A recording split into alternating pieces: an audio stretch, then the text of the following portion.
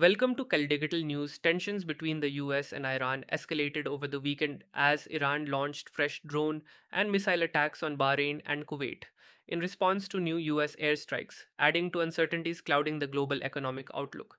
Tokyo's Nikkei 225 shed 1% to 68,704.70 after falling 4.2% on Friday.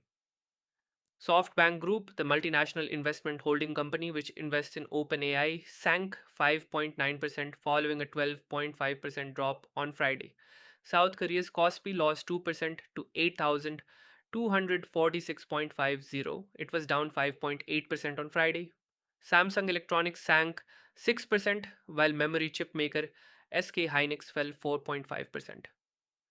Taiwan's Taiex, also a beneficiary of the global AI boom, thanks to its many tech companies, including chipmaker TSMC, gained 1.1% as it recovered some losses from its 3.6% decline on Friday. Japan's and South Korea's markets have soared as many of their big tech firms were lifted by demand for computer chips and other high valued components used in artificial intelligence. Recent worries over AI valuations have trimmed some of those gains. Hong Kong's Hang Seng gained 2.1% to 23,153.89, while the Shanghai Composite Index edged 0.2% higher to 4,034.08. Australia's S&P/ASX 200 rose 0.4% to 8,798.00. India's Sensex was nearly unchanged. On Friday, the worries over AI rolled through Wall Street, though shares ended mixed.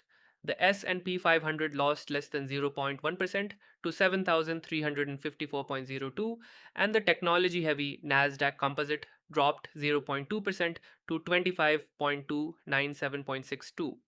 The Dow Jones Industrial Average fell 0.1% to 51,876.11.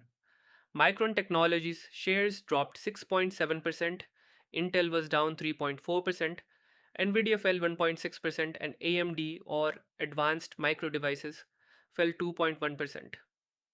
In other dealings early Monday, Brent crude, the international standard, was up 0.7% to $73.27 a barrel. It sold for about $72 a barrel before the war began.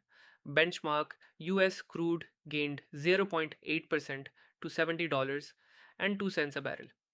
There's still plenty of risk facing the oil market over on US Iran re escalation.